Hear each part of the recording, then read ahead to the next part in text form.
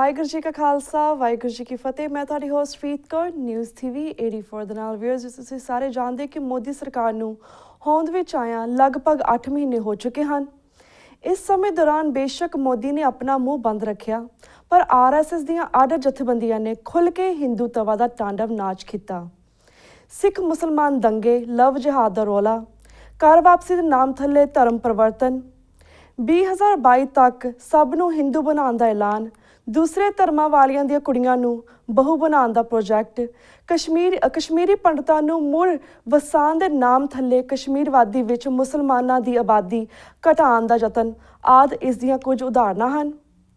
ਸਿੱਖ ਨੁਕਤਾ ਨਿਗਾਹ ਤੋਂ ਪੰਜਾਬ ਦੇ RSS ਦਾ ਧਾਵਾ, ਦੂਸਰੀਆਂ ਪਾਰਟੀਆਂ ਦੇ ਸਿੱਖ ਸਿਆਸਤਦਾਨਾਂ ਨੂੰ BJP ਦੇ ਵਿੱਚ ਸ਼ਾਮਿਲ ਕਰਨਾ ਜਿਵੇਂ ਜਗਮੀਤ ਬਰਾੜ ਆਦਿ, ਬਾਦਲ ਅਕਾਲੀ ਦਲ ਨੂੰ ਅੱਖਾਂ ਦਿਖਾਣੀਆਂ, ਸ਼ਸਤਰ ਪੂਜਾ ਦੇ ਨਾਮ ਥੱਲੇ ਦੁਸ਼ਹਿਰੇ ਵਾਲੇ ਦਿਨ ਪੰਜਾਬ ਦੇ ਸ਼ਹਿਰਾਂ ਤੇ ਕਸਬਿਆਂ ਦੇ ਵਿੱਚ ਖੁੱਲ੍ਹਾ ਮਾਰਚ, ਅਖੌਤੀ ਸੰਤ ਸਮਾਜ ਨੂੰ ਅੱਗੇ ਲਗਾ ਕੇ ਨਾਨਕਸ਼ਾਹੀ ਕੈਲੰਡਰ ਦਾ ਕੀਤਾ ਜਾ ਰਿਹਾ ਕਾਨ, ਪੰਜਾਬ ਵਿੱਚ 4 ਚੁਫੇਰੇ ਮੰਦਰਾਂ ਦਾ ਨਿਰਮਾਣ, ਦਲਿਤ ਸਿੱਖਾਂ ਦੇ ਈਸਾਈਆਂ ਤੋਂ ਸਿੱਖ ਧਰਮ ਦੇ ਵਿੱਚ ਵਾਪਸੀ ਦਾ ਡਰਾਮਾ ਆਦਿਕ ਇਸ ਦੀਆਂ ਉਦਾਹਰਨਾਂ ਹਨ।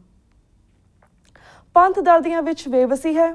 20 ਸਾਲ ਤੋਂ ਜ਼ਿਆਦਾ ਸਮੇਂ ਤੋਂ ਜੇਲ੍ਹਾਂ ਦੇ ਵਿੱਚ ਬੰਦ ਬੰਦੀ ਸਿੰਘਾਂ ਦੀ ਰਿਹਾਈ ਦਾ ਮਸਲਾ ਉਵੇਂ ਹੀ ਲਟਕ ਰਿਹਾ ਹੈ। ਸਭ ਸਿਆਸੀ ਪਾਰਟੀਆਂ ਵੱਲੋਂ ਇਸ ਦੇ ਉੱਪਰ ਘਟੀਆ ਸਿਆਸਤ ਕੀਤੀ ਜਾ ਰਹੀ ਹੈ। ਜਥੇਦਾਰ ਅਕਾਲ ਤਖਤ ਸਾਹਿਬ ਸਮੇਤ ਧਾਰਮਿਕ ਸ਼ਖਸੀਅਤਾਂ ਬਾਦਲ ਅਕਾਲੀ ਦਲ ਦੇ ਹੀ ਆਵਾਜ਼ ਬਣੀ ਹੋਈ ਹਨ। ਨਾਨਕਸ਼ਾਹੀ ਕੈਲੰਡਰ ਦੇ ਹੱਕ ਵਿੱਚ ਆਵਾਜ਼ ਬੁਲੰਦ ਕਰਨ ਵਾਲੀ ਜਥੇਦਾਰ ਨੰਦਗੜ੍ਹ ਨੂੰ ਉਹਨਾਂ ਦੇ ਅਹੁਦੇ ਤੋਂ ਫਾਰਗ ਕਰਨ ਦੀਆਂ ਤਿਆਰੀਆਂ ਹੋ ਰਹੀਆਂ ਹਨ। ਇਹਨਾਂ ਸਮੁੱਚੇ ਹਾਲਾਤਾਂ ਦੇ ਰੂਬਰੂ ਸਿੱਖ ਕੌਮ ਭੰਬਲ ਭੁੱਸੇ ਦਾ ਸ਼ਿਕਾਰ ਹੈ। ਅੱਜ ਅਸੀਂ ਸਿੱਖ ਸਕਾਲਰ ਤੇ ਇਤਿਹਾਸਕਾਰ ਸਰਦਾਰ ਗੁਰਤੇਜ ਸਿੰਘ ਸਾਬਕਾ IAS ਨਾਲ ਗੱਲਬਾਤ ਕਰਨ ਜਾ ਰਹੇ ਹਾਂ। ਅਸੀਂ ਇਹਨਾਂ ਦੇ ਨਾਲ ਪਿਛਲੇ 2 ਸਾਲ ਤੋਂ ਲਗਾਤਾਰ ਤਾਂ ਨਾਲ ਗੱਲ ਕਰ ਰਹੇ ਹਾਂ ਅਤੇ ਇਹਨਾਂ ਦੇ ਧੰਨਵਾਦੀ ਹਾਂ ਕਿ ਇਹ ਟਾਈਮ ਟੂ ਟਾਈਮ ਵੱਖ-ਵੱਖ ਪੰਥਕ ਮੁੱਦਿਆਂ ਦੇ ਉੱਪਰ TV 84 ਦੇ ਦਰਸ਼ਕਾਂ ਦੇ ਰੂਬਰੂ ਹੁੰਦੇ ਰਹਿੰਦੇ ਹਨ। ਅਸੀਂ ਇਹ ਵੀ ਦੱਸਣਾ ਚਾਹੁੰਦੇ ਹਾਂ ਕਿ TV 84 ਹੁਣ ਕੈਨੇਡਾ ਦੇ ਵੈਲ 5 ਨੈਟਵਰਕ 'ਤੇ ਵੀ ਆ ਚੁੱਕਿਆ ਹੈ ਅਤੇ ਇਸ ਨੂੰ ਕੈਨੇਡਾ ਦੇ ਦਰਸ਼ਕ ਵੀ ਵੇਖਦੇ ਹਨ। ਵਿਊਅਰਸ, ਹੁਣ ਸਾਡੇ ਨਾਲ ਚੰਡੀਗੜ੍ਹ ਤੋਂ ਲਾਈਨ 'ਤੇ ਜੁੜ ਚੁੱਕੇ ਨੇ ਸਰਦਾਰ ਗੁਰਤੇਜ ਸਿੰਘ। ਆਓ ਅਸੀਂ ਆਪਣਾ ਸਵਾਲ ਦਾ ਸਿਲਸਿਲਾ ਇਹਨਾਂ ਨਾਲ ਜਾਰੀ ਕਰਦੇ ਹਾਂ। ਜੀ ਵੀਰ ਜੀ, ਵਾਹਿਗੁਰੂ ਜੀ ਕਾ ਖਾਲਸਾ ਵਾਹਿਗੁਰੂ ਜੀ ਕੀ ਫਤਿਹ। ਵਾਹਿਗੁਰੂ ਜੀ ਕੀ ਫਤਿਹ। ਜੀ ਵੀਰ ਜੀ ਅੱਜ ਅਸੀਂ ਤੁਹਾਡੇ ਨਾਲ ਵੱਖ-ਵੱਖ ਰੀਸੈਂਟ ਪੰਥਕ ਮੁੱਦਿਆਂ ਦੇ ਉੱਪਰ ਗੱਲਬਾਤ ਕਰਾਂਗੇ, ਪਰ ਸਭ ਤੋਂ ਪਹਿਲਾਂ ਤਾਂ ਅਸੀਂ ਤੁਹਾਡੇ ਵਿਚਾਰ ਜਾਣਨਾ ਚਾਹਾਂਗੇ ਕਿ ਜਿਸ ਤਰ੍ਹਾਂ ਸਿੱਖਾਂ ਨੇ ਆਪਣੇ ਹੱਕਾਂ ਲਈ ਹਥਿਆਰਬੰਦ ਸੰਘਰਸ਼ ਕੀਤਾ, ਉਸ ਦਾ ਵੀ ਕੋਈ ਸਿੱਟਾ ਨਹੀਂ ਨਿਕਲਿਆ। ਹੁਣ ਸਿੱਖ ਕੈਦੀਆਂ ਦੀ ਰਿਹਾਈ ਲਈ ਸ਼ਾਂਤਮਈ ਤਰੀਕੇ ਨਾਲ ਸੰਘਰਸ਼ ਨੂੰ ਵੀ ਸਰਕਾਰ ਨੇ ਟੋਰਪੀਡੋ ਕਰ ਦਿੱਤਾ ਹੈ। ਬੰਦੀ ਸਿੰਘਾਂ ਦੀ ਰਿਹਾਈ ਕੁਝ ਪੋਸੀਬਲ ਨਜ਼ਰ ਨਹੀਂ ਆ ਰਹੀ। ਸਿੱਖਾਂ ਕੋਲ ਆਪਣੇ ਹੱਕ ਪ੍ਰਾਪਤ ਕਰਨ ਲਈ ਕਿਹੜਾ ਰਸਤਾ ਬਾਕੀ ਹੈ? ਇਸ ਬਾਰੇ ਜਰਾ ਵੇਰਵੇ ਦੇ ਨਾਲ ਦੱਸੋ। ਗੱਲ ਇਹ ਹੈ ਕਿ ਇਸ ਤਰ੍ਹਾਂ ਨਾਲ ਇਤਿਹਾਸ ਦੇ ਵਿੱਚ ਕਈ ਮੌਕੇ ਸਾਡੇ ਸਾਹਮਣੇ ਆਏ ਨੇ ਜੀ। ਅਸੀਂ ਸਭ ਤੋਂ ਪਹਿਲਾਂ ਗੁਰੂ ਸਾਹਿਬਾਨ ਦਾ ਇਤਿਹਾਸ ਹੀ ਦੱਸਦਾ। 5ਵੇਂ ਪਾਤਸ਼ਾਹ ਤੱਕ ਮੁਕੰਮਲ ਸ਼ਾਂਤਮਈ ਨਾਲ ਅਸੀਂ ਕੋਸ਼ਿਸ਼ ਕੀਤੀ ਕਿ ਹਿੰਦੁਸਤਾਨ ਦੇ ਮਸਲੇ, ਲੋਕਾਂ ਦੇ ਮਸਲੇ, ਧਰਮ ਦੇ ਮਸਲੇ ਹੱਲ ਹੋ ਜਾਣ, ਲੇਕਿਨ ਨਾ ਹੋਏ। 5ਵੇਂ ਪਾਤਸ਼ਾਹ ਨੂੰ ਤਵੀਆਂ ਤੇ ਬੈਠਣਾ ਪਿਆ, ਸੁੱਕੀਆਂ ਤਵੀਆਂ ਤੇ ਬੈਠਣਾ ਪਿਆ। 6ਵੇਂ ਪਾਤਸ਼ਾਹ ਨੂੰ ਹਥਿਆਰ ਚੁੱਕਣੇ ਪਏ। ਤੇ ਬਾਰ-ਬਾਰ ਇਹ ਸਿਲਸਿਲਾ ਸਾਡੇ ਨਾਲ ਇਤਿਹਾਸ ਦੁਹਰਾਉਂਦਾ ਹੈ। ਤੁਸੀਂ ਨਨਕਾਣਾ ਸਾਹਿਬ ਤੋਂ ਪਹਿਲਾਂ ਦਾ ਸਮਾਂ ਵੇਖੋ, ਨਨਕਾਣਾ ਸਾਹਿਬ ਦੇ ਕਤਲੇਆਮ ਤੋਂ ਪਹਿਲਾਂ ਦਾ ਸਮਾਂ ਦੇਖੋ, ਤਾਂ ਸਿੱਖਾਂ ਨੇ ਬਹੁਤ ਸ਼ਾਂਤਮਈ ਤਰੀਕੇ ਨਾਲ ਆਪਣੇ ਸਾਰਾ ਕੁਝ ਕਰਕੇ ਦੇਖਿਆ, ਲੇਕਿਨ ਉਹ ਅਖੀਰ ਦੇ ਉੱਤੇ ਉਹਨਾਂ ਨੂੰ ਗਦਰ ਪਾਰਟੀ ਦਾ ਹਿੱਸਾ ਬਣ ਕੇ ਇਸ ਤਰ੍ਹਾਂ ਦਾ ਸੰਘਰਸ਼ ਕਰਨਾ ਪਿਆ। ਹੁਣ ਵੀ ਅਸੀਂ ਇਹ ਜਿਹੜਾ ਮੰਜ਼ਰ ਹੈ ਸਾਡੇ ਸਾਹਮਣੇ ਹੈ। ਗੱਲ ਇਹ ਹੈ ਕਿ ਇਹ ਜਿਹੜੇ ਬੰਦੀ ਸਿੱਖ ਹਨ, ਇਹ ਇੱਕ 2 ਸਭਿਅਤਾਵਾਂ ਇੱਥੇ ਭਿੜ ਰਹੀਆਂ ਹਨ। ਇੱਕ ਸਭਿਅਤਾ ਕਹਿੰਦੀ ਹੈ ਕਿ ਸੰਤ ਜਰਨੈਲ ਸਿੰਘ ਕਾਂਗਰਸ ਦੀ ਉਪਜ ਸੀ, ਉਸਨੇ ਇੱਥੋਂ ਦੇ ਪੰਜਾਬ ਦੇ ਸਿੱਖਾਂ ਜੱਟਾਂ ਦੀ ਅਗਵਾਈ ਕੀਤੀ ਔਰ ਉਹ ਪੰਜਾਬ ਦੀ ਸਿਆਸਤ ਦੇ ਉੱਤੇ ਕਬਜ਼ਾ ਕਰਕੇ ਆਪਣਾ ਹਲਵਾ ਮਾਂਡਾ ਚਲਾਉਣਾ ਚਾਹੁੰਦੇ ਸਨ। ਦੂਸਰੀ ਵਿਚਾਰਧਾਰਾ ਕਹਿੰਦੀ ਹੈ ਕਿ ਸੰਤ ਜਰਨੈਲ ਸਿੰਘ ਸਿੱਖਾਂ ਦੇ ਨਾਲ ਜਿਹੜੀਆਂ ਵਧੀਕੀਆਂ ਪਿਛਲੇ 3-4 ਦਹਾਕਿਆਂ ਤੋਂ 5 ਦਹਾਕਿਆਂ ਤੋਂ ਹੋਈਆਂ ਸਨ, ਉਹਨਾਂ ਦੇ ਵਿਰੁੱਧ ਇੱਕ ਸਿੱਖੀ ਦਾ ਝੰਡਾ ਲੈ ਕੇ ਨਿਕਲੇ ਸਨ ਔਰ ਜੋ ਲੋਕ ਪੰਥ ਦੇ ਵਿੱਚ ਆਪਣੇ ਇੱਕ ਕੂੜੇ ਪ੍ਰਚਾਰ ਰਾਹੀਂ ਆਪਣੇ ਪੰਥ ਸਥਾਪਿਤ ਕਰ ਰਹੇ ਸਨ, ਉਹਨਾਂ ਲੋਕਾਂ ਦੇ ਵਿਰੋਧ ਦੇ ਵਿੱਚ ਆਏ ਸਨ ਔਰ ਇਸ ਕਰਕੇ ਉਹਨਾਂ ਨੂੰ ਖਤਮ ਕਰ ਦਿੱਤਾ ਗਿਆ। ਹੁਣ ਇਹ ਦੋ ਵਿਚਾਰਧਾਰਾ ਦੇ ਵਿੱਚ ਜਿਹੜੀ ਵਿਚਾਰਧਾਰਾ ਹੈ ਉਹਨਾਂ ਦੀ ਵੱਡੀ ਧਿਰ ਦੀ ਗਵਰਨਮੈਂਟ ਆਫ ਇੰਡੀਆ ਦੀ ਉਸ ਵਿਚਾਰਧਾਰਾ ਦਾ ਅਸੀਂ ਜੇ ਦੇਖੀਏ ਲਿਖਿਆ ਹੋਇਆ ਮੁਤਾਲਿਆ ਤਾਂ ਅਸੀਂ ਇੱਥੇ ਵਾਈਟ ਪੇਪਰ ਦੇ ਵਿੱਚ ਇਸ ਨੂੰ ਪੜ੍ਹ ਸਕਦੇ ਹਾਂ। ਹੁਣ ਸਾਡੇ ਨਾਲ ਜਿਹੜੀ ਸਾਡੀ ਜਮਾਤ ਸੀ ਜਿਹੜੀ ਕਿ ਸੰਤ ਜਰਨੈਲ ਸਿੰਘ ਦੀ ਅਗਵਾਈ ਦੇ ਹੇਠ ਔਰ ਉਹਨਾਂ ਨੂੰ ਸਹਿਯੋਗੀ ਜਾਣ ਕੇ ਝਗੜਾ ਕਰ ਰਹੀ ਸੀ, ਇਸ ਵਿਚਾਰਧਾਰਾ ਦੇ ਬਰਖਲਾਫ ਖੜੀ ਸੀ, ਉਹਨਾਂ ਦੇ ਵਿੱਚੋਂ ਕੁਝ ਲੋਕ ਔਰ ਵੱਡੀ ਗਿਣਤੀ ਦੇ ਵਿੱਚ ਜਿਵੇਂ ਕਿ ਅਕਾਲੀ ਦਲ, ਬਾਦਲ ਅਕਾਲੀ ਦਲ, ਇਹ ਪੰਥ ਨੂੰ ਧੋਖਾ ਦੇ ਕੇ ਪਿੱਠ ਕਰਕੇ ਪੰਥ ਵੱਲ ਉਸ ਵਿਚਾਰਧਾਰਾ ਦੇ ਨਾਲ ਮਿਲ ਚੁੱਕਿਆ ਔਰ ਇਹ ਵਿਚਾਰਧਾਰਾ ਕਦੇ ਵੀ ਸਿੱਖਾਂ ਨੂੰ ਬਰਦਾਸ਼ਤ ਨਹੀਂ ਕਰੇਗੀ। ਸਿੱਖਾਂ ਦੀ ਜਿਹੜੀ ਆਪਣੀ ਸ਼ਕਤੀ ਸੀ, ਜਿਹੜੇ ਆਪਣੇ ਲੀਡਰ ਸਨ, ਉਹ ਸਾਰੀ ਲੀਡਰਸ਼ਿਪ ਇਹਨਾਂ ਨੇ ਮੋਗਾ ਕਾਨਫਰੰਸ ਤੋਂ ਬਾਅਦ ਖਤਮ ਕਰਕੇ ਅਕਾਲੀ ਦਲ ਨੂੰ ਪੰਜਾਬੀ ਪਾਰਟੀ ਬਣਾ ਦਿੱਤਾ।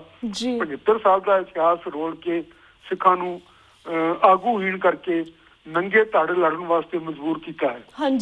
ਹੁਣ ਇਸ ਹਾਲਤ ਦੇ ਵਿੱਚ ਜੇ ਅਸੀਂ ਸਮਝੀਏ ਕਿ ਇਹ ਸਾਡੇ ਉੱਤੇ ਦਇਆ ਕਰਕੇ ਕਦੇ ਵੀ ਇਸ ਬੰਦੀ ਸਿੰਘਾਂ ਦਾ ਜਾਂ ਹੋਰ ਪੰਜਾਬ ਦੇ ਮਸਲੇ ਜਿਹੜੇ ਉਸ ਤਰ੍ਹਾਂ ਖੜੇ ਹਨ, ਇਹਨਾਂ ਨੂੰ ਕਦੇ ਸੋਲਵ ਕਰੇਗਾ, ਕੋਈ ਮੋਦੀ ਕਰੇਗਾ, ਕੋਈ ਦੂਸਰਾ ਮਨਮੋਹਨ ਸਿੰਘ ਕਰੇਗਾ, ਕੋਈ ਵੀ ਕਰੇਗਾ, ਤਾਂ ਸਾਡੀ ਇਹ ਬਹੁਤ ਵੱਡੀ ਭੁੱਲ ਹੈ। ਜਿਹੜੇ ਸਾਡੇ ਆਪ ਦੇ ਲੀਡਰ ਸਨ, ਜਿਨ੍ਹਾਂ ਨੂੰ ਅਸੀਂ ਬੜੇ ਹੱਥੀਂ ਛਾਵਾਂ ਕੀਤੀਆਂ, ਜਿਨ੍ਹਾਂ ਨੇ ਵੱਡੇ ਵੱਡੇ ਨਾਅਰੇ ਲਾਏ, ਉਹ ਵੀ ਅੱਜ ਇਹਨਾਂ ਦੇ ਸਹਿਯੋਗੀ ਬਣ ਕੇ ਰਹਿ ਗਏ ਨੇ, ਚਾਹੁੰਦਿਆਂ ਹੋਇਆਂ ਜਾਂ ਨਾ ਚਾਹੁੰਦਿਆਂ ਹੋਇਆਂ, ਜਾਣਦਿਆਂ ਹੋਇਆਂ, ਅਣਜਾਣ ਹੁੰਦਿਆਂ, ਪਤਾ ਨਹੀਂ ਕਿਸ ਤਰ੍ਹਾਂ ਨਾਲ, ਲੇਕਿਨ ਉਹ ਸਿਰਫ ਇਹਨਾਂ ਦੇ ਸਹਿਯੋਗੀ ਬਣ ਗਏ ਹਨ। 2-3 ਵਾਰ ਤਾਂ ਉਹ ਸ਼੍ਰੋਮਣੀ ਕਮੇਟੀ ਦੀਆਂ ਚੋਣਾਂ ਦੇ ਵਿੱਚ ਪੰਥਕ ਪਾਰਟੀਆਂ ਨੂੰ ਹਰਾ ਚੁੱਕੇ ਨੇ ਔਰ ਮੁੜ ਕੇ ਇਹਨਾਂ ਦਾ ਕਬਜ਼ਾ ਕਰਵਾ ਚੁੱਕੇ ਨੇ। ਸੋ ਜੇ ਤੁਸੀਂ ਅੱਜ ਆਪਣੀ ਜਿਗੜੀ ਸਵਾਰਨੀ ਹੈ ਤਾਂ ਤੁਹਾਨੂੰ ਸਾਰੇ ਲੋਕਾਂ ਨੂੰ ਇਕੱਠੇ ਹੋਣਾ ਪਏਗਾ, ਪੰਥ ਨੂੰ ਇਕੱਠਿਆਂ ਹੋ ਕੇ ਚੋਣਾਂ ਦੇ ਵਿੱਚ ਹੰਭਲਾ ਮਾਰਨਾ ਪਏਗਾ। ਜਿਸ ਤਰ੍ਹਾਂ ਇਹ ਪਹਿਲਾਂ ਕਹਿੰਦੇ ਰਹੇ ਨੇ ਕਿ ਜੀ ਅਸੀਂ ਅੱਜ ਬਾਈਕਾਟ ਕਰਦੇ ਹਾਂ, ਇਹ ਕੋਈ ਘਟੀਆ ਟੈਕਟਿਕ ਸੀ। ਇਸ ਦੇ ਨਾਲ ਕੁਝ ਨਹੀਂ ਸੰਵਰ ਸਕਦਾ ਕੌਮ ਦਾ ਔਰ ਕਦੇ ਵੀ ਨਹੀਂ ਸੰਵਰੇਗਾ। ਤੁਸੀਂ ਆਪਣੀ ਸਿਆਸੀ ਸ਼ਕਤੀ ਆਪਣੇ ਹੱਥ ਦੇ ਵਿੱਚ ਲੈਣੀ ਹੈ। ਜਿਵੇਂ ਦਸ਼ਮੇਸ਼ ਨੇ ਸਾਨੂੰ ਦੱਸਿਆ ਕਿ ਖੜਗ ਕਾਠ ਦਿਨ ਤਜਿਓ, ਇੱਕ ਕਵੀ ਨੇ ਲਿਖਿਆ, ਜਿਹੜਾ ਖੜਗ ਦਾ ਮੁੱਠਾ ਜਿਹੜਾ ਜਦੋਂ ਬੰਦਾ ਛੱਡ ਦਿੰਦਾ ਹੈ, ਖੜਗ ਧਾਰ ਸਹਿਓ, ਫਿਰ ਉਸਨੂੰ ਖੜਗ ਦੀ ਧਾਰ ਧਾਉਣ ਦੇ ਉੱਤੇ ਸਹਿਣੀ ਪੈਂਦੀ ਹੈ। ਇਹ ਸਾਡਾ ਹਾਲ ਹੈ ਇਸ ਵੇਲੇ। ਅਸੀਂ ਉਹ ਖੜਗ ਦਾ ਮੁੱਠਾ ਆਪਣੇ ਹੱਥ ਦੇ ਵਿੱਚ ਲਈਏ। ਅੱਜ ਦੇ ਦਿਨਾਂ ਦੇ ਵਿੱਚ ਖੜਗ ਦਾ ਮੁੱਠਾ ਸਿਆਸੀ ਤਾਕਤ ਹੈ। ਸਿਆਸੀ ਤਾਕਤ ਨੂੰ ਹਾਸਲ ਕਰੀਏ। ਇਹ ਜਿਹੜੇ 20-20, 35-35, 30-30 ਸਾਲ ਤੋਂ ਪ੍ਰਧਾਨ ਬਣੇ ਹੋਏ ਨੇ, ਜਿਨ੍ਹਾਂ ਨੇ ਸਾਨੂੰ ਇੱਕ ਸਿਖਰ ਤੋਂ, ਤੀਸਰੀ ਤੋਂ, ਜਿਸ ਵੇਲੇ ਅਸੀਂ 117 ਸੀਟਾਂ ਸਾਰੇ ਪੰਜਾਬ ਦੇ ਵਿੱਚ ਜਿੱਤੇ ਸਾਂ, ਉਸ ਤੋਂ ਲਿਆ ਕੇ ਸਾਨੂੰ ਸਿਫਰ ਦੇ ਉੱਤੇ ਖੜਾ ਕਰ ਦਿੱਤਾ ਹੈ। ਅੱਜ ਸਾਨੂੰ ਇੱਕ ਕੌਂਸਟੀਟਿਊਂਸੀ ਦੇ ਵਿੱਚ, MP ਦੀ ਕੌਂਸਟੀਟਿਊਂਸੀ ਦੇ ਵਿੱਚ 5-6 ਲੱਖ ਵੋਟਰ ਹੁੰਦੇ ਨੇ, 1300 ਵੋਟ ਪੈ ਰਹੇ ਨੇ। ਤੇ ਫਿਰ ਵੀ ਆਪਣੇ ਨਾਅਰਿਆਂ ਦੇ ਉੱਤੇ ਗਰਮ ਨਾਅਰੇ ਲਾ ਕੇ ਲੋਕਾਂ ਨੂੰ ਚਿੜਾ ਰਹੇ ਨੇ, ਜਿਹੜੇ ਦੁਸ਼ਮਣਾਂ ਨੂੰ ਚਿੜਾ ਰਹੇ ਨੇ ਤੇ ਆਪਣਿਆਂ ਨੂੰ ਉਹਨਾਂ ਦਾ ਨਿਸ਼ਾਨਾ ਬਣਵਾ ਰਹੇ ਨੇ। ਇਹਨਾਂ ਲੋਕਾਂ ਨੂੰ ਸਾਰਿਆਂ ਨੂੰ ਛੱਡ ਕੇ ਕੌਮ ਨੂੰ ਇਕੱਠਾ ਹੋਣਾ ਪਏਗਾ। ਜਦੋਂ ਇਕੱਠਾ ਹੋ ਕੇ ਕੌਮ ਹੰਭਲਾ ਮਾਰੇਗੀ, ਗੁਰੂ ਮਹਾਰਾਜ ਵੀ ਸਾਥ ਦੇਣਗੇ ਔਰ ਸੰਗਤ ਵੀ ਸਾਥ ਦੇਗੀ। ਇਹ ਸਾਰੇ ਸਾਡਾ ਸਿੱਖੀ ਇਤਿਹਾਸ ਦਾ ਇਹੋ ਹੀ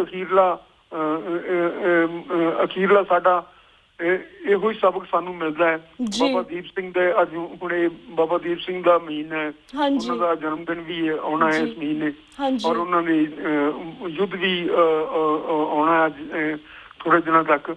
ਸੋ ਇਹ ਜਿਹੜਾ ਹੈ, ਇਹ ਲੋਕਾਂ ਦੀ ਆਪਣੀ ਹਿੰਮਤ ਕਰਨੀ ਪਏਗੀ, ਜਿਸ ਤਰ੍ਹਾਂ ਕੇਸਰੀ ਲਹਿਰ ਦੇ ਵਿੱਚ ਕੀਤੀ, ਜਿਸ ਤਰ੍ਹਾਂ ਇਹਨਾਂ ਨੇ ਭੁੱਲਰ ਨੂੰ ਛੁਡਵਾਉਣ ਵਾਸਤੇ 86 ਲੱਖ ਦਸਤਖਤ ਇਕੱਠੇ ਕੀਤੇ, ਜਿਸ ਤਰ੍ਹਾਂ ਨਾਲ ਇਹ ਸੌਦਾ ਸਾਧ ਦੇ ਬਰਖਲਾਫ ਖੜੇ ਹੋਏ। ਜੇ ਇਸ ਤਰ੍ਹਾਂ ਹੀ ਇਹ ਇਕੱਠੇ ਹੋ ਕੇ ਤੇ ਇੱਕ ਜਥੇਬੰਦੀ ਬਣਾ ਲੈਣਗੇ, ਅਜੇ ਤੱਕ ਸਾਡੇ ਕੋਲ ਜਥੇਬੰਦੀ ਦੀ ਘਾਟ ਹੈ, ਲੋਕਾਂ ਦੇ ਜਜ਼ਬੇ ਦੀ ਘਾਟ ਨਹੀਂ, ਤਾਂ ਇਹ ਜਥੇਬੰਦੀ ਬਣਾ ਲੈਣਗੇ ਤਾਂ ਆਉਂਦੀਆਂ ਚੋਣਾਂ ਸਾਡੀਆਂ ਹਨ ਔਰ ਅਸੀਂ ਇਸ ਸਾਰੇ ਮਸਲਿਆਂ ਨੂੰ ਆਪਣੇ ਆਪ ਆਪਣੇ ਹੱਥਾਂ ਨਾਲ ਹੱਲ ਕਰਾਂਗੇ। ਇਹ ਜੇਲ੍ਹਾਂ ਦੇ ਦਰਵਾਜ਼ੇ ਅਸੀਂ ਖੋਲਾਂਗੇ ਔਰ ਲੋਕ ਆਪੇ ਆਪ ਸੁੱਤੇ ਸੁੱਧ ਬਾਹਰ ਆਉਣਗੇ। ਜਿਸ ਤਰ੍ਹਾਂ ਕਿ ਇਹਨਾਂ ਦੀ ਮਾਇਆ ਕੁੰਡਾਣੀ ਆਈ ਹੈ, ਜਿਸ ਤਰ੍ਹਾਂ ਇਹਨਾਂ ਦਾ ਜਿਹੜਾ ਐਕਟਰ ਹੈ ਸੰਜੇ ਦੱਤ ਉਹ ਬਾਰ-ਬਾਰ ਆਉਂਦਾ ਹੈ, ਜਿਸ ਤਰ੍ਹਾਂ ਇਹਨਾਂ ਦੇ ਅਮਿਤ ਸ਼ਾਹ ਦੇ ਬਰਖਲਾਫ ਮੁਕੱਦਮੇ ਖਤਮ ਹੋ ਗਏ ਨੇ, ਇਸ ਤਰ੍ਹਾਂ ਹੋਏਗਾ। ਜਦੋਂ ਸਾਡੇ ਕੋਲ ਸ਼ਕਤੀ ਹੋਏਗੀ ਉਸ ਤੋਂ ਬਿਨਾਂ ਕੁਝ ਨਹੀਂ ਹੋਏਗਾ। जी जी बिल्कुल बिल्कुल वीर जी। तो Veer ji one more question इसी का फॉलोअप होएगा, जिस तरह भाई जगतार सिंह तारा ਜਿਹੜੇ ਸੀਗੇ ਉਹ ਥਾਈਲੈਂਡ ਦੇ ਵਿੱਚ ਅਰੈਸਟ ਹੋਏ ਨੇ ਐਂਡ ਆਲਸੋ ਕਾਫੀ ਏਸ਼ੀਆ ਦੇ ਵਿੱਚ ਹੋਰ ਵੀ ਬਹੁਤ ਸਾਰੀ ਕੰਟਰੀ ਨੇ ਜਿਹਨਾਂ ਦੇ ਵਿੱਚ ਰੀਸੈਂਟਲੀ ਪਿਛਲੇ ਕੁਝ ਮਹੀਨਿਆਂ ਦੇ ਵਿੱਚ ਬਹੁਤ ਸਾਰੇ ਬੰਦੀ ਬਹੁਤ ਸਾਰੇ ਸਿੰਘਾਂ ਨੂੰ ਅਰੈਸਟ ਕੀਤਾ ਜਾ ਰਿਹਾ। What do you think being a scholar, ਤੁਸੀਂ ਇਸ ਨੂੰ ਸਭ ਨੂੰ ਕਿਵੇਂ ਵੇਖਦੇ ਹੋ? What kind of message is giving to Sikh ਕੌਮ? ਬੀਬਾ ਇਹ ਉਹੀ ਮੈਸੇਜ ਹੈ ਜਿਹੜੀ ਸਾਨੂੰ ਬਾਰ-ਬਾਰ ਸਾਡੇ ਉੱਤੇ ਧੱਕਾ ਕਰਨ ਵਾਲਿਆਂ ਤੋਂ ਮਿਲਦੀ ਰਹਿੰਦੀ ਹੈ। ਉਹ ਮੈਸੇਜ ਇਹ ਹੈ ਕਿ ਤੁਸੀਂ ਬੰਦੇ ਬਣ ਜਾਓ, ਗੁਲਾਮੀ ਨੂੰ ਪ੍ਰਵਾਨ ਕਰ ਲਓ। ਜੇ ਨਹੀਂ ਕਰੋਗੇ ਤਾਂ ਤੁਸੀਂ ਕਿਤੇ ਵੀ ਸੇਫ ਨਹੀਂ ਔਰ ਤੁਹਾਨੂੰ ਸਾਰਿਆਂ ਨੂੰ ਅਸੀਂ ਕੈਦ ਕਰਨ ਦੇ ਔਰ ਤਸੀਹੇ ਦੇਣ ਦੇ ਕਾਬਲ ਹਾਂ। ਇਹ ਮੈਸੇਜ ਸਾਨੂੰ ਇਤਿਹਾਸ ਦੇ ਵਿੱਚ ਕਈ ਵਾਰ ਮਿਲਿਆ ਔਰ ਕਈ ਵਾਰ ਅਸੀਂ ਇਸ ਦਾ ਜਵਾਬ ਦਿੱਤਾ ਹੈ। ਉਹ ਵੀ ਬੜੇ ਪਰਸਿਸਟੈਂਟ ਹਨ ਮੈਸੇਜ ਦੇਣ ਵਾਲੇ, ਤੇ ਅਸੀਂ ਵੀ ਬੜੇ ਡਿਟਰਮਿੰਡ ਹਾਂ ਕਿ ਅਸੀਂ ਕਿਸ ਤਰ੍ਹਾਂ ਨਾਲ ਇਸ ਦਾ ਮੁਕਾਬਲਾ ਕਰਨਾ ਹੈ। ਲੇਕਿਨ ਸਾਰੇ ਕਾਸੇ ਦਾ ਹੱਲ ਸਿਰਫ ਸਾਡਾ ਸਿਆਸੀ ਤਾਕਤ ਹਾਸਲ ਕਰਨਾ, ਜਿਹੜੀ ਕਿ 3 ਵਾਰੀ ਬਾਈਕਾਟ ਕਰਕੇ ਇਹਨਾਂ ਲੋਕਾਂ ਨੇ ਸਾਡੇ ਹੱਥਾਂ ਦੇ ਵਿੱਚੋਂ ਆਉਂਦੀ ਨੂੰ ਦੂਰ ਕੀਤਾ ਹੈ। ਉਹ ਸਿਆਸੀ ਤਾਕਤ ਨੂੰ ਹਾਸਲ ਕਰਕੇ ਅਸੀਂ ਇਹਨਾਂ ਸਾਰੀਆਂ ਚੁਣੌਤੀਆਂ ਦਾ ਜਵਾਬ ਦੇ ਸਕਦੇ ਹਾਂ।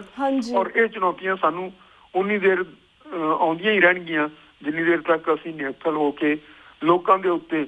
ਹੁਣ ਪਿਛਲੀਆਂ ਚੋਣਾਂ ਦੇ ਵਿੱਚ ਬਾਦਲ ਨੇ ਵੋਟ ਮੰਗੇ ਮੋਦੀ ਦੇ ਨਾਂ, ਉਸ ਤੋਂ ਪਹਿਲਾਂ ਬਾਦਲ ਨੇ ਵੋਟ ਮੰਗੇ ਵਾਜਪਾਈ ਦੇ ਨਾਂ ਤੇ। ਤੁਹਾਡਾ ਆਪਣਾ ਤਾਂ ਐਗਜ਼ਿਸਟੈਂਸ ਹੀ ਇਸ ਕੌਮਾਂ ਦੀ ਦਾਸਤਾਨ ਦੇ ਵਿੱਚ ਹੈ ਨਹੀਂ, ਤੇ ਫਿਰ ਆਪਾਂ ਲੱਭਦੇ ਕੀ ਆ ਇਹਨਾਂ ਕੋਲੋਂ।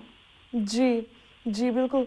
ਤੇ ਵੀਰ ਜੀ ਜਿਸ ਤਰ੍ਹਾਂ ਸ਼੍ਰੀਲੰਕਾ ਦੇ ਵਿੱਚ ਤਾਮਲਾਂ ਦੀ ਨਸਲਕੁਸ਼ੀ ਕਰਨ ਵਾਲਾ ਪ੍ਰੈਜ਼ੀਡੈਂਟ ਹੁਣੀ ਹੋਈਆਂ ਚੋਣਾਂ ਦੇ ਵਿੱਚ ਬਿਲਕੁਲ ਹਾਰ ਗਿਆ। Even like European pop van he ਵੈਂਟ to Sri Lanka, ਉਹਨੇ ਇਹ ਕਿਹਾ ਕਿ ਇੱਥੇ ਟਰੂਥ ਕਮਿਸ਼ਨ ਬਣਾਇਆ ਜਾਵੇ ਕਿਉਂਕਿ ਜਿਹੜੇ ਤਾਮਲਾਂ ਦੀ ਨਸਲਕੁਸ਼ੀ ਹੋਈ ਸੀਗੀ ਉਹਨਾਂ ਦਾ ਖੁਲਾਸਾ ਹੋ ਸਕੇ, ਉਹਨਾਂ ਦੀ ਲਿਸਟ ਬਣ ਸਕੇ।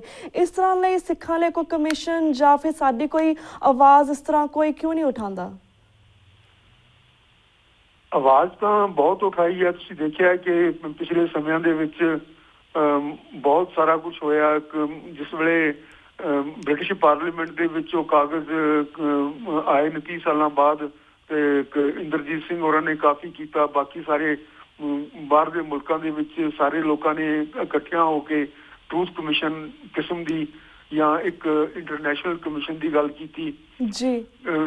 ਇਸ ਤੋਂ 20 ਸਾਲ ਪਹਿਲਾਂ ਜਦੋਂ ਇੱਥੇ ਕੁਝ ਸੁਹਿਰਦ ਲੋਕ ਸਿਆਸਤ ਦੇ ਵਿੱਚ ਸਨ, ਅਸੀਂ ਲੋਕਾਂ ਨੇ ਮਿਲ ਕੇ ਇੱਕ ਲੋਕ ਕਮਿਸ਼ਨ ਵਾਸਤੇ ਇੱਥੇ ਇੰਤਜ਼ਾਮ ਕੀਤਾ ਸੀ, ਜਿਸ ਦੇ ਵਿੱਚ 3 ਜੱਜ ਬਿਠਾਏ ਸਨ ਔਰ ਜਸਟਿਸ ਕੁਲਦੀਪ ਸਿੰਘ ਵੀ ਸੀ ਉਸ ਮਸਲੇ ਦੇ ਵਿੱਚ ਸਾਡੇ ਨਾਲ, ਤੇ ਬਾਕੀ ਹੋਰ ਸਾਰੇ ਕਈ ਹਿਊਮਨ ਰਾਈਟਸ ਵਾਲੇ ਐਕਟਿਵਿਸਟ ਸਨ। ਤੇ ਅਸੀਂ ਸਾਰਿਆਂ ਨੇ ਰਲ ਕੇ ਇੱਕ ਲੋਕ ਕਮਿਸ਼ਨ ਬਣਾਈ ਸੀ। ਲੋਕ ਕਮਿਸ਼ਨ ਨੂੰ ਪ੍ਰਕਾਸ਼ ਸਿੰਘ ਬਾਦਲ ਨੇ ਸਭ ਤੋਂ ਵੱਧ, ਉਸ ਵੇਲੇ ਇਹਦੀ ਸਰਕਾਰ ਸੀ ਔਰ ਇਸਨੇ ਸਭ ਤੋਂ ਵੱਧ ਅਪੋਜ਼ ਕੀਤਾ। ਅਖੀਰ ਦੇ ਉੱਤੇ ਹਾਈ ਕੋਰਟ ਦੇ ਵਿੱਚ ਗਿਆ ਕਿ ਇਹਦੇ ਨਾਲ ਸਾਰੀ ਅਫਰਾ ਤਫਰੀ ਪੈ ਜਾਏਗੀ, ਜ਼ਖਮ ਉੱਚੜ ਜਾਣਗੇ, ਅੱਲੇ ਜ਼ਖਮ ਉੱਚੜ ਜਾਣਗੇ, ਇਹ ਹੋ ਜਾਏਗਾ, ਉਹ ਹੋ ਜਾਏਗਾ, ਔਰ ਉਸ ਨੂੰ ਬੰਦ ਕਰਵਾ ਦਿੱਤਾ। ਜਿੰਨੀ ਦੇਰ ਤੱਕ ਲੋਕਾਂ ਦੇ ਮਨਾਂ ਨੂੰ ਸ਼ਾਂਤ ਨਹੀਂ ਕੀਤਾ ਜਾਂਦਾ, ਜਿੰਨੀ ਦੇਰ ਤੱਕ ਇਹ ਕਤਲਾਂ ਨੂੰ ਜਿਵੇਂ ਕਹਿੰਦੇ ਆ ਕਾਰਪੇਟ ਦੇ ਹੇਠ ਸੁੱਟਿਆ ਜਾਂਦਾ, ਜਿੰਨੀ ਦੇਰ ਤੱਕ ਇਹਨਾਂ ਦੀ ਬਾਰੇ ਜਾਣਕਾਰੀ ਦਵਾ ਕੇ ਰੱਖੀ ਜਾਏਗੀ, ਉਨੀ ਦੇਰ ਤੱਕ ਲੋਕਾਂ ਦੇ ਅੱਲੇ ਜ਼ਖਮ ਨਹੀਂ ਭਰਨਗੇ। ਔਰ ਅਖੀਰ ਦੇ ਉੱਤੇ ਇਹੀ ਕੰਮ ਇਹਨਾਂ ਨੂੰ ਇੱਥੇ ਪੰਜਾਬ ਦੇ ਵਿੱਚ ਕਰਨਾ ਪਏਗਾ ਜੋ ਸ੍ਰੀਲੰਕਾ ਦੇ ਵਿੱਚ ਉਹ ਕਰ ਰਹੇ ਨੇ। ਸ੍ਰੀਲੰਕਾ ਦੀ ਗੱਲ ਦੇਖੋ ਕਿ ਉੱਥੇ ਕਤਲੇਆਮ ਹੋਇਆ ਔਰ ਉਸ ਆਦਮੀ ਨੂੰ ਪਨਿਸ਼ਮੈਂਟ ਦੇ ਕੇ ਲੋਕਾਂ ਨੇ ਆਪਣੇ ਉਹ ਸਿਆਸੀ ਜੀਵਨ ਤੋਂ ਕੱਢ ਦਿੱਤਾ। ਇੱਥੇ ਕਤਲੇਆਮ ਹੋਇਆ ਸਿੱਖਾਂ ਦਾ, ਤੇ ਰਾਜੀਵ ਗਾਂਧੀ ਨੂੰ ਉਹ ਇੰਨੀ ਮੈਜੋਰਿਟੀ ਨਾਲ ਇਹਨਾਂ ਨੇ ਚੁਣਿਆ ਜਿੰਨੀ ਮੈਜੋਰਿਟੀ ਨਾਲ ਨਾ ਉਹਦੀ ਮਾਂ ਚੁਣੀ ਗਈ ਸੀ ਕਦੇ, ਨਾ ਉਸਦਾ ਨਾਨਾ ਚੁਣਿਆ ਗਿਆ ਸੀ। ਤੇ ਇੱਥੇ ਮੋਦੀ ਨੇ ਇੱਕ ਕਤਲੇਆਮ ਗੁਜਰਾਤ ਦੇ ਵਿੱਚ ਕਰਵਾਇਆ ਤਾਂ ਉਸ ਨੂੰ ਹਿੰਦੁਸਤਾਨ ਦਾ ਪ੍ਰਧਾਨ ਮੰਤਰੀ ਬਣਾ ਦਿੱਤਾ ਗਿਆ। ਸਾਡੀ ਜਿਹੜੀ ਦਾਸਤਾਨ ਹੈ ਉਹ ਦੁਨੀਆ ਤੋਂ ਨਿਰਾਲੀ ਹੈ। ਉਹ ਲੋਕਾਂ ਨੂੰ ਸਮਝਣਾ ਚਾਹੀਦਾ ਹੈ ਕਿ ਜਿਹੜਾ ਇਹ ਜਾਤ ਪਾਤੀ ਸਮਾਜ ਹੈ ਇਹ ਬਹੁਤ ਨਿਰਦਈ ਸਮਾਜ ਹੈ। ਇਸ ਦੇ ਵਿੱਚ ਕੋਈ ਕਿਸੇ ਦਾ ਦੋਸਤ ਨਹੀਂ, ਕੋਈ ਕਿਸੇ ਦਾ ਹਮਦਰਦ ਨਹੀਂ, ਔਰ ਇਸ ਤਰ੍ਹਾਂ ਦੇ ਜਿਹੜੇ ਮਸਲੇ ਹਨ ਇਹ ਉੱਠਦੇ ਹੀ ਰਹਿਣਗੇ ਜਦੋਂ ਤੱਕ ਇਹ ਜਾਤ ਪਾਤੀ ਸਮਾਜ ਨੂੰ ਬਿਲਕੁਲ ਡਿਸਮੈਂਟਲ ਕਰਕੇ ਲੈਵਲ ਦੇ ਉੱਤੇ ਨਹੀਂ ਲਿਆਇਆ ਜਾਏਗਾ। ਹਾਂਜੀ ਹਾਂਜੀ ਤੇ ਵੀ ਵੀਰ ਜੀ, ਅਸੀਂ ਤੁਹਾਨੂੰ ਬੀਜੇਪੀ ਦੀ ਕਾਰਗੁਜ਼ਾਰੀ ਬਾਰੇ ਵੀ ਤੁਹਾਡੇ ਵਿਚਾਰ ਜਾਣਨਾ ਚਾਹਾਂਗੇ। ਜਿਸ ਤਰ੍ਹਾਂ ਆਪਾਂ ਸਾਰੇ ਜਾਣਦੇ ਹਾਂ ਕਿ 2014 ਦੇ ਵਿੱਚ ਭਾਰਤ ਦੇ ਵਿੱਚ ਕਾਫੀ ਵੱਡੀ ਸਿਆਸੀ ਤਬਦੀਲੀ ਹੋਈ। ਹਿੰਦੂਤਵਾਦੀ ਲੰਬਰਦਾਰ ਪਾਰਟੀ ਬੀਜੇਪੀ ਨੇ ਮੋਦੀ ਦੀ ਕਮਾਂਡ ਥੱਲੇ ਪਾਰਲੀਮੈਂਟ ਦੀਆਂ ਚੋਣਾਂ ਜਿੱਤੀਆਂ। ਐਜ਼ ਵੀ ਮੈਂਸ਼ਨ ਇਨ ਦਾ ਇੰਟਰੋਡਕਸ਼ਨ ਕਿ ਕਿਸ ਤਰ੍ਹਾਂ ਉਹਨਾਂ ਦੀ ਕੀ ਕਾਰਗੁਜ਼ਾਰੀ ਆ, ਕੀ ਉਹ ਕਰਨਾ ਚਾਹੁੰਦੇ ਨੇ, ਕਿਸ ਤਰ੍ਹਾਂ ਉਹ ਪੂਰਾ ਇੰਡੀਆ ਨੂੰ ਇੱਕ ਹਿੰਦੂ ਰਾਜ ਬਣਾਉਣਾ ਚਾਹੁੰਦੇ ਨੇ। ਕਹਿੰਦੇ ਨੇ ਕਿ 2022 ਤੱਕ ਅਸੀਂ ਪੂਰਾ ਹਿੰਦੂ ਬਣਾ ਦਾਂਗੇ ਇੰਡੀਆ ਨੂੰ। And because it trying to convert a lot of people Hindu, almost like Muslims, ਈਸਾਈਆਂ ਤੇ ਹੋਰ ਵੀ ਕਾਫੀ ਲੋਕਾਂ ਨੂੰ ਕਨਵਰਸ਼ਨ ਕਰਨ ਦੀ ਕੋਸ਼ਿਸ਼ ਕਰ ਰਹੇ ਨੇ। ਵਾਟ do you think like overall ਕਿ ਸਿੱਖਾਂ ਦਾ ਫਿਊਚਰ ਇੰਡੀਆ ਦੇ ਵਿੱਚ ਕੀ ਹੋਵੇਗਾ, ਆਲਸੋ ਹੋਰ ਮਿਨੋਰਟੀਜ਼ ਦਾ ਫਿਊਚਰ ਤੁਸੀਂ ਕੀ ਵੇਖਦੇ ਹੋ ਇੰਡੀਆ ਦੇ ਵਿੱਚ ਇਸ ਵੇਲੇ? ਦੇਖੋ, ਪਹਿਲੀ ਗੱਲ ਤਾਂ ਇਹ ਹੈ ਕਿ ਇਸ ਵੇਲੇ ਇਹ ਹਿੰਦੂ ਸਮਾਜ ਆਪਣੇ ਆਪ ਨੂੰ ਭਾਰਤ ਦਾ ਸੋਲ ਓਨਰ ਉਹ ਸਮਝਦਾ ਕਿ ਅਸੀਂ ਵਾਹਦ ਮਾਲਕ ਹਾਂ ਹਿੰਦੁਸਤਾਨ ਦੇ, ਇਹ ਆਪਣੇ ਆਪ ਨੂੰ ਸਮਝ ਰਿਹਾ। ਔਰ ਉਹਨਾਂ ਦਾ ਐਲਾਨ ਵੀ ਹੈ ਕਿ ਜੀ 800 ਸਾਲਾਂ ਤੋਂ ਬਾਅਦ ਸਾਨੂੰ ਸ਼ਕਤੀ ਮਿਲੀ ਹੈ। ਮਿਲੀ ਤਾਂ ਖੈਰ 1200-1500 ਸਾਲਾਂ ਤੋਂ ਬਾਅਦ ਹੈ, ਲੇਕਿਨ ਕਹਿ ਰਹੇ ਨੇ ਕਿ 800 ਸਾਲਾਂ ਤੋਂ ਬਾਅਦ ਸਾਨੂੰ ਸ਼ਕਤੀ, ਸਿਆਸੀ ਸ਼ਕਤੀ ਹਾਸਲ ਹੋਈ ਹੈ ਔਰ ਹੁਣ ਅਸੀਂ ਆਹ ਕਾਰਨਾਮੇ ਕਰਾਂਗੇ। ਜਿਹੜੇ ਸੁਪਨੇ ਹਨ ਇੱਕ ਵਰਨ ਕਰਨ ਦੇ, ਇਹ ਔਰੰਗਜ਼ੇਬ ਦੇ ਵੀ ਸਨ। ਕਦੇ ਬਹੁਤ ਸਾਰੇ ਲੋਕਾਂ ਦੇ ਇਤਿਹਾਸ ਦੇ ਵਿੱਚ ਰਹੇ ਨੇ ਇਹ ਸੁਪਨੇ। ਤੇ ਉਹ ਤੁਸੀਂ ਦਿੱਲੀ ਜਾਓ ਤਾਂ ਉੱਥੇ ਨਾ ਇੱਕ ਸੜਕ ਦੇ ਉੱਤੇ 5-5 ਇਹੋ ਜਿਹੇ ਦੱਬੇ ਪਏ ਨੇ ਜਿਹੜੇ ਇਹ ਕਿਰਪਾਨਾਂ ਲੈ ਕੇ ਤੇ ਇੱਕ ਜ਼ਬਰਦਸਤੀ ਲੋਕਾਂ ਦੇ ਜਨੇਊ ਲਾਉਂਦੇ ਸਨ, ਜਿਹੜੇ ਜ਼ਬਰਦਸਤੀ ਲੋਕਾਂ ਦਾ ਕਤਲੇਆਮ ਕਰਦੇ ਸਨ, ਜਿਨ੍ਹਾਂ ਨੇ ਬੌਧ ਮਾਰੇ, ਜਿਨ੍ਹਾਂ ਨੇ ਹਿੰਦੂ ਮਾਰੇ ਇੱਕ ਹਜ਼ਾਰਾਂ ਦੀ ਗਿਣਤੀ ਦੇ ਵਿੱਚ। ਇਹ ਅਫਗਾਨਿਸਤਾਨ ਤੱਕ ਇਹ ਖਬਰਾਂ ਵਿਖਰੀਆਂ ਪਈਆਂ ਨੇ ਔਰ ਉਹ ਹਿੰਦੂ ਉੱਥੇ ਦੇ ਉੱਥੇ ਨੇ, ਹਿੰਦੁਸਤਾਨ ਵੀ ਉੱਥੇ ਹੀ ਹੈ, ਲੋਕ ਵੀ ਉਸ ਤਰ੍ਹਾਂ ਹੀ ਵਸਦੇ ਹਨ। ਇਹ ਆਪਣਾ ਜ਼ੁਲਮ ਕਰਨਗੇ, ਆਪਣਾ ਵੱਧ ਤੋਂ ਵੱਧ ਕੋਸ਼ਿਸ਼ ਕਰਨਗੇ। ਜੇ ਸੰਸਾਰ ਨੇ ਇੱਕ ਵਰਨ ਹੋਣਾ ਹੁੰਦਾ, ਜੇ ਇੱਕ ਧਰਮ ਹੋਣਾ ਹੁੰਦਾ ਤਾਂ ਅਕਾਲ ਪੁਰਖ ਕੋਲੇ ਕਿਹੜੀ ਘਾਟ ਸੀ? ਉਹ ਆਦੇਸ਼ ਦਿੰਦਾ ਤੇ ਸਾਰੇ ਦੇ ਸਾਰੇ ਇੱਕ ਧਰਮ ਨੂੰ ਮੰਨਣ ਲੱਗ ਪੈਂਦੇ। ਲੇਕਿਨ ਇਸ ਤਰ੍ਹਾਂ ਦਾ ਅਕਾਲ ਪੁਰਖ ਦਾ ਹੁਕਮ ਨਹੀਂ। ਗੁਰੂ ਸਾਹਿਬ ਕਹਿੰਦੇ ਹਨ ਕਿ ਇਹ ਜਿੰਨੇ ਵੀ ਦਰ ਹਨ, ਜਿੰਨੇ ਵੀ ਧਰਮ ਹਨ, ਇਹ ਸਾਰੇ ਅਕਾਲ ਪੁਰਖ ਦੇ ਸਾਜੇ ਹੋਏ ਧਰਮ ਹਨ। ਇਹਨਾਂ ਨੂੰ ਸਾਰਿਆਂ ਨੂੰ ਰਹਿਣ ਦਾ, ਪਨਪਣ ਦਾ, ਖੁਸ਼ਹਾਲ ਹੋਣ ਦਾ, ਤਰੱਕੀ ਕਰਨ ਦਾ ਅਧਿਕਾਰ ਹੈ ਔਰ ਇਹ ਅਧਿਕਾਰ ਇਹਨਾਂ ਨੂੰ ਸਾਰਿਆਂ ਨੂੰ ਦੈਵੀ ਸ਼ਕਤੀ ਨੇ, ਪਰਮਾਤਮਾ ਨੇ ਖੁਦ ਆਪ ਬਖਸ਼ਿਆ ਹੋਇਆ ਹੈ। ਇਸ ਨੂੰ ਕੋਈ ਖਤਮ ਨਹੀਂ ਕਰ ਸਕਦਾ। ਸਿੱਖਾਂ ਦੀ ਪੋਜੀਸ਼ਨ ਇਹ ਹੈ ਕਿ ਜੇ ਸਿੱਖ ਆਪਣੇ ਧੁਰੇ ਦੇ ਨਾਲ ਜੁੜੇ ਰਹਿਣਗੇ, ਇਹ ਆਪਣੀ ਸਿਆਸੀ ਸ਼ਕਤੀ ਨੂੰ ਆਪਣੇ ਹੱਥਾਂ ਦੇ ਵਿੱਚ ਲੈ ਲੈਣਗੇ। ਜੇ ਇਹ ਸੋਚਣਗੇ ਕਿ ਫਲਾਨਾ ਵਿਚੋਲਾ ਸਾਡਾ ਕੰਮ ਕਰੇਗਾ ਤਾਂ ਇਹ ਭੁੱਲ ਜਾਣ, ਇਹਨਾਂ ਵਾਸਤੇ ਵੱਡੇ ਵੱਡੇ ਖਤਰੇ ਸਾਹਮਣੇ ਆਉਣਗੇ। ਜੇ ਇਹ ਆਪਣੀ ਸਿਆਸੀ ਸ਼ਕਤੀ ਨੂੰ ਆਪਣੇ ਹੱਥਾਂ ਦੇ ਵਿੱਚ ਲੈ ਕੇ ਔਰ ਆਪਣਾ ਜਿਹੜਾ ਅੱਗਾ ਹੈ ਆਪ ਸਵਾਰਨਗੇ ਤਾਂ ਯਕੀਨਨ ਇਹਨਾਂ ਦੇ ਜਿਹੜੇ ਸੁਪਨੇ ਆ ਨੇ ਚੂਰ ਚੂਰ ਹੋਣਗੇ। ਕਿਉਂਕਿ ਇਹਨਾਂ ਦੇ ਵਿੱਚ ਇੱਕ ਸਟੇਟ ਦੀ ਸ਼ਕਤੀ ਦੇ ਨਾਲ ਹੀ ਲੋਕਾਂ ਦੇ ਉੱਤੇ ਜ਼ੁਲਮ ਢਾਉਣ ਦੀ ਹਿੰਮਤ ਆਉਂਦੀ ਹੈ। ਉਸ ਤੋਂ ਬਿਨਾਂ ਇਹ ਲੋਕ ਕਾਸੇ ਜੋਗੇ ਵੀ ਨਹੀਂ। ਸਟੇਟ ਦੀ ਸ਼ਕਤੀ ਤੋਂ ਬਿਨਾਂ ਇਹ ਲੋਕ ਕਿਸੇ ਇੱਕ ਚਿੜੀ ਵੀ ਨਹੀਂ ਮਾਰ ਸਕਦੇ। ਅਸੀਂ ਬਾਰ-ਬਾਰ ਇਤਿਹਾਸ ਦੇ ਵਿੱਚ ਦੇਖਿਆ ਇੰਨੇ ਇੱਕ ਬੀਜੇਪੀ ਔਰ RSS ਵਾਲੇ ਮਾਰਚ ਕਰਦੇ ਨੇ, ਇਹ ਕਰਦੇ ਨੇ ਔਰ ਚੰਦ ਲੋਕ ਜਿਹੜੇ ਕਿ ਪਾਕਿਸਤਾਨ ਤੋਂ ਆ ਕੇ ਇਹਨਾਂ ਦੇ ਅੰਦਰ ਆ ਕੇ ਤੇ ਕਈ ਕਿਸਮ ਦੇ ਜ਼ੁਲਮ ਢਾ ਜਾਂਦੇ ਨੇ। ਦੇਖੋ ਕਿੰਨੇ ਸਿਪਾਹੀ ਮਾਰਤੇ, ਕਿੰਨੇ ਫੌਜੀ ਮਾਰੇ, ਕੀ ਹੋਇਆ। ਤੇ ਇਹ ਲੋਕ ਇਸੇ ਤਰ੍ਹਾਂ ਨਾਲ ਉਹਨਾਂ ਦਾ ਮੁਕਾਬਲਾ ਨਹੀਂ ਕਰ ਸਕਦੇ, ਨਾ ਜਵਾਬ ਦੇ ਸਕਦੇ ਨੇ। ਇਹ ਸਿਰਫ ਜੇ ਡਰਿਆਂ ਨੂੰ ਡਰਾਉਣ ਵਾਸਤੇ, ਉਹ ਹੈਦਰਾਬਾਦ ਦੇ ਵਿੱਚ ਕਹਾਵਤ ਹੈ ਕਿ ਮਰੇ ਕੋ ਮਾਰੇ ਸ਼ਾਹ ਮਦਾਰ। ਇਹ ਸ਼ਾਹ ਮਦਾਰ ਮਰਿਆਂ ਨੂੰ ਮਾਰਨ ਜੋਗੇ ਹੀ ਹਨ। ਇਹ ਜਿਉਂਦੇ ਲੋਕਾਂ ਦੇ ਨਾਲ ਇਹਨਾਂ ਦੇ ਕਦੇ ਮੁਕਾਬਲੇ ਨਹੀਂ ਹੋਏ। ਜਦੋਂ ਹੋਏ ਸਨ ਉਦੋਂ ਅਸੀਂ ਇਹਨਾਂ ਦੀ ਕਾਰਵਾਈ ਦੇਖ ਚੁੱਕੇ ਹਾਂ। ਸੋ ਇਹੋ ਜਿਹੀਆਂ ਟਾਰਾਂ ਮਾਰਨ ਦੀ ਕੋਈ ਲੋੜ ਨਹੀਂ। ਇਹ ਮੁਲਕ ਸਾਰਿਆਂ ਦਾ ਸਾਂਝਾ ਹੈ ਔਰ ਸਾਰਿਆਂ ਦਾ ਇੱਥੇ ਰਹਿਣ ਦਾ ਹੱਕ ਹੈ। ਇਹਨਾਂ ਨੂੰ ਇਹ ਗੱਲ ਬੜੇ ਅਜ਼ਮ ਨਾਲ ਬੜੇ ਤਰੀਕੇ ਨਾਲ ਔਰ ਆਪਣੀ ਇੱਕਮੁੱਠਤਾ ਦਾ ਸਬੂਤ ਦੇ ਕੇ ਜੇ ਸਿੱਖ ਦੱਸ ਦੇਣਗੇ ਤਾਂ ਇਹ ਸਦਾ ਲਈ ਗੁਰੂ ਦੇ ਰਾਹ ਦੇ ਉੱਤੇ ਇਸੇ ਤਰ੍ਹਾਂ ਹੀ ਸ਼ਾਨ ਦੇ ਨਾਲ ਤੁਰਦੇ ਰਹਿਣਗੇ, ਨਹੀਂ ਤਾਂ ਭਵਿੱਖ ਧੁੰਦਲਾ ਹੈ। ਜੀ ਬਿਲਕੁਲ ਬਿਲਕੁਲ ਵੀਰ ਜੀ we have 2 more questions and 5 minutes left। So ਅਗਲਾ ਕੁਐਸਚਨ ਚਾਹਾਂਗੇ ਤੁਸੀਂ 2 ਮਿੰਟ ਦੇ ਅੰਦਰ ਜਵਾਬ ਦੇ ਸਕਣ ਕਿ ਜਿਸ ਤਰ੍ਹਾਂ ਬੀਜੇਪੀ ਪਹਿਲਾਂ ਬਾਦਲ ਅਕਾਲੀ ਦਲ ਨੂੰ ਡਰੱਗ ਦੇ ਮਾਮਲੇ ਵਿੱਚ ਘੇਰਨ ਨੂੰ ਫਿਰਦੀ ਸੀ, ਇਸ ਸੰਬੰਧੀ ਅਮਿਤ ਸ਼ਾਹ ਪ੍ਰੈਜ਼ੀਡੈਂਟ ਬੀਜੇਪੀ ਪੰਜਾਬ ਵਿੱਚ ਰੈਲੀਜ਼ ਨੂੰ ਸੰਬੋਧਨ ਕਰਨ ਲਈ ਆ ਰਿਹਾ ਸੀ, ਪਰ ਅਮਿਤ ਸ਼ਾਹ ਨੇ 22 ਫਰਵਰੀ ਦੀ ਆਪਣੀ ਜਿਹੜੀ ਅੰਮ੍ਰਿਤਸਰ ਦੀ ਰੈਲੀ ਹੈ ਇੱਕਦਮ ਰੱਦ ਕਰ ਦਿੱਤੀ ਹੈ। ਇਸ ਵਿੱਚ ਤੁਸੀਂ ਕੀ ਵੇਖਦੇ ਹੋ ਐਜ਼ ਅ ਸਿੱਖ ਸਕਾਲਰ? ਦੇਖੋ, ਗੱਲ ਇਹ ਹੈਗੀ ਕਿ ਇਹਨਾਂ ਨੇ ਫੈਸਲਾ ਕਰਨਾ ਹੈ। ਮੋਦੀ ਸਰਕਾਰ ਨੇ, ਅਮਿਤ ਸ਼ਾਹ ਨੇ, ਇਹਨਾਂ ਦੀ ਇੱਕ ਬੀਜੇਪੀ ਨੇ, ਕਿ ਇਹਨਾਂ ਨੇ ਬਾਦਲ ਦੇ ਨਾਲ ਚੱਲਣਾ ਹੈ ਕਿ ਇਸ ਦੇ ਵਿਰੋਧ ਦੇ ਵਿੱਚ ਚੱਲਣਾ ਹੈ। ਜਦੋਂ ਇਹ ਬਾਦਲ ਦੇ ਵਿਰੋਧ ਦੇ ਵਿੱਚ ਇਹਨਾਂ ਨੇ ਪਹਿਲਾਂ ਫੈਸਲਾ ਕੀਤਾ ਕਿ ਅਸੀਂ ਇਹਦੇ ਵਿਰੋਧ ਦੇ ਵਿੱਚ ਇਸ ਨੂੰ ਛੱਡ ਕੇ ਆਪਣੀ ਆਜ਼ਾਦ ਹਸਤੀ ਇੱਥੇ ਬਣਾਵਾਂਗੇ। ਜਦੋਂ ਇਹਨਾਂ ਨੇ ਦੇਖਿਆ ਕਿ ਸਿੱਖ ਕੋਈ ਵੀ ਇਹਨਾਂ ਦੇ ਨਾਲ ਤੁਰਨ ਨੂੰ ਤਿਆਰ ਨਹੀਂ ਔਰ ਇਹਨਾਂ ਦੇ ਹੱਥ ਸੋਕੇ ਬਣਨ ਵਾਸਤੇ ਹੋਰ ਕੋਈ ਇਸ ਹੱਦ ਤੱਕ ਤਿਆਰ ਨਹੀਂ, ਔਰ ਜਦੋਂ ਦੇਖਿਆ ਕਿ ਅਮਰਿੰਦਰ ਸਿੰਘ ਨੇ ਉੱਥੇ ਪੈਰਲਲ ਇੱਕ ਵਿਰੋਧ ਸਮਾਗਮ ਕੀਤਾ ਹੈ ਔਰ ਉਸ ਦਿਨ ਉਹ ਉੱਥੇ ਉਹਨਾਂ ਲੋਕਾਂ ਨੂੰ ਆਪਣੇ ਹੱਥ ਦੇ ਵਿੱਚ ਕਰਨ ਦੀ ਕੋਸ਼ਿਸ਼ ਕਰ ਰਿਹਾ ਹੈ। ਤਾਂ ਇਹਨਾਂ ਨੂੰ ਡਰ ਪਿਆ ਕਿ ਕਿਤੇ ਇਹ ਨਾ ਹੋਵੇ ਕਿ ਸਾਡਾ ਇਹ ਕਿਤੇ ਸਿਰੇ ਨਾ ਚੜੇ ਤੇ ਸਾਰੇ ਲੋਕ ਕਾਂਗਰਸ ਵੱਲ ਚਲੇ ਜਾਣ, ਕਿਉਂਕਿ ਸਿੱਖਾਂ ਨੂੰ ਅੱਜ ਐਕਸਪ੍ਰੈਸ਼ਨ ਦੀ ਲੋੜ ਹੈ। ਇਹ ਚਾਹੁੰਦੇ ਹਨ ਕਿ ਅਸੀਂ ਆਪਣੀ ਸਿਆਸੀ ਸ਼ਕਤੀ ਅਸਰਟ ਕਰੀਏ ਆਪਣੇ ਆਪ ਨੂੰ। ਜੇ ਉਹ ਕਾਂਗਰਸ ਰਾਹੀਂ ਕਰ ਸਕਦੇ ਹੋਣਗੇ ਤਾਂ ਉਹ ਅਮਰਿੰਦਰ ਸਿੰਘ ਰਾਹੀਂ ਕਰ ਸਕਦੇ ਹੋਣਗੇ। ਕਾਂਗਰਸ ਰਾਹੀਂ ਤਾਂ ਕੀ ਕਰ ਸਕਣਾ, ਅਮਰਿੰਦਰ ਸਿੰਘ ਰਾਹੀਂ ਕਰ ਸਕਦੇ ਹੋਣਗੇ ਤਾਂ ਅਮਰਿੰਦਰ ਸਿੰਘ ਨੂੰ ਸ਼ਕਤੀਸ਼ਾਲੀ ਕਰ ਦੇਣਗੇ। ਇਸ ਕਰਕੇ ਸ਼ਾਇਦ ਇਹ ਗੈਸ ਵਰਕ ਹੀ ਹੈ, ਲੇਕਿਨ ਸ਼ਾਇਦ ਇਸ ਕਰਕੇ ਇਹਨਾਂ ਨੇ ਇਹ ਜਿਹੜਾ ਸਮਾਗਮ ਆਪਣਾ ਮੁਲਤਵੀ ਕਰ ਦਿੱਤਾ ਹੈ। ਜੀ ਐਂਡ ਵੀਰ ਜੀ ਵਨ ਲਾਸਟ ਕੁਐਸਚਨ, ਜਿਸ ਤਰ੍ਹਾਂ ਅਖੌਤੀ ਸੰਤ ਸਮਾਜ ਦੀ ਕ੍ਰੀਏਸ਼ਨ ਵੀ ਬ੍ਰਾਹਮਣਵਾਦੀ ਤਾਕਤਾਂ ਵੱਲੋਂ ਹੀ ਕੀਤੀ ਗਈ, ਅੱਜ ਇਹ ਤਾਕਤਾਂ ਸਿੱਖੀ ਦੇ ਵਿੱਚ ਸੁਧਾਰ ਲਿਆਉਣ ਦੀ ਥਾਂ ਤੇ ਸੁਧਾਰ ਲਿਆਉਣਾ ਨਹੀਂ ਚਾਹੁੰਦੀਆਂ, ਇਹਨਾਂ ਦੇ ਪਿੱਛੇ ਲੱਗ ਕੇ ਹੀ ਬਾਦਲ ਅਕਾਲੀ ਦਲ ਹੋਣ ਜਾਂ ਜਥੇਦਾਰ ਅਕਾਲ ਤਖਤ ਸਾਹਿਬ ਹੋਣ, ਉਹ ਜਿਹੜੇ ਸਿੱਖਾਂ ਦੇ ਘਾਣ ਵੀ ਕਰ ਰਹੇ ਨੇ ਤੇ ਸਿੱਖਾਂ ਦੇ ਵੱਖਰੀ ਪਹਿਚਾਣ ਦੇ ਕੈਲੰਡਰ ਜਿਹੜੇ ਨਾਨਕਸ਼ਾਹੀ ਕੈਲੰਡਰ 2003 ਉਸ ਦਾ ਵੀ ਘਾਣ ਕਰ ਰਹੇ ਨੇ, ਉਸ ਦੀ ਥਾਂ ਤੇ ਉਹ ਵਿਕਰਮੀ ਕੈਲੰਡਰ ਲੈ ਕੇ ਆਉਣਾ ਚਾਹੁੰਦੇ ਨੇ। And what do you want to say about that also? ਜਿਸ ਤਰ੍ਹਾਂ ਸਾਡਾ 2003 ਦਾ ਨਾਨਕਸ਼ਾਹੀ ਕੈਲੰਡਰ ਹੈ, ਇਸ ਦੀ ਹਮਾਇਤ ਜਥੇਦਾਰ ਆਨੰਦਗੜ੍ਹ ਕਰ ਰਹੇ ਸੀ, ਇਹਨਾਂ ਨੂੰ ਵੀ ਹੁਣ ਇਹਨਾਂ ਦੀ ਜੌਬ ਤੋਂ ਉਹ ਪਿੱਛੇ ਕਰਨਾ ਚਾਹੁੰਦੇ ਨੇ, ਹਟਾਉਣਾ ਚਾਹੁੰਦੇ ਨੇ। ਆਲ ਅਬਾਊਟ ਦੈਟ ਤੁਸੀਂ ਕੀ ਕਹਿਣਾ ਚਾਹੁੰਦੇ ਹੋ?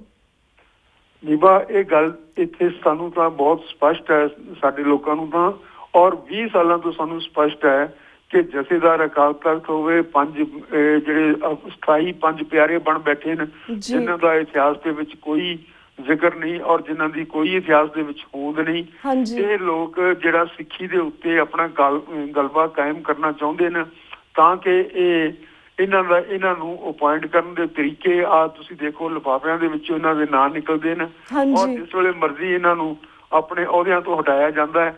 ਤਾਂ ਇਹ ਲੋਕ ਸਿੱਖੀ ਦਾ ਨਾਅਰਾ ਜਾਂ ਹੱਕ ਦਾ ਨਾਅਰਾ ਜਾਂ ਸਿੱਖੀ ਦੀ ਅਗਵਾਈ ਨਹੀਂ ਕਰ ਸਕਦੇ। ਇਹ ਲੋਕ ਉਹੀ ਕਰਨਗੇ ਜੋ ਇਹਨਾਂ ਦੇ ਅਪੁਆਇੰਟਿੰਗ ਅਥਾਰਟੀਜ਼, ਮਾਲਕ ਇਹਨਾਂ ਨੂੰ ਜੋ ਤਨਖਾਹਾਂ ਦੇਣ ਵਾਲੇ ਨੇ, ਉਹ ਕਹਿੰਦੇ ਹਨ ਕਰਨ ਵਾਸਤੇ। ਇਸ ਲਈ ਇਹਨਾਂ ਕੋਲੋਂ ਵੱਡੀਆਂ ਉਮੀਦਾਂ ਲਾ ਕੇ ਕਿਉਂਕਿ ਇਹ ਵੱਡੇ ਅਹੁਦਿਆਂ ਤੇ ਬੈਠ ਜਾਂਦੇ ਨੇ ਤੇ ਅਸੀਂ ਸਮਝਦੇ ਹਾਂ ਕਿ ਹੁਣ ਸਾਡੇ ਮਸਲੇ ਹੱਲ ਹੋ ਜਾਣਗੇ। ਇਹ ਗਲਤ ਗੱਲ ਹੈ।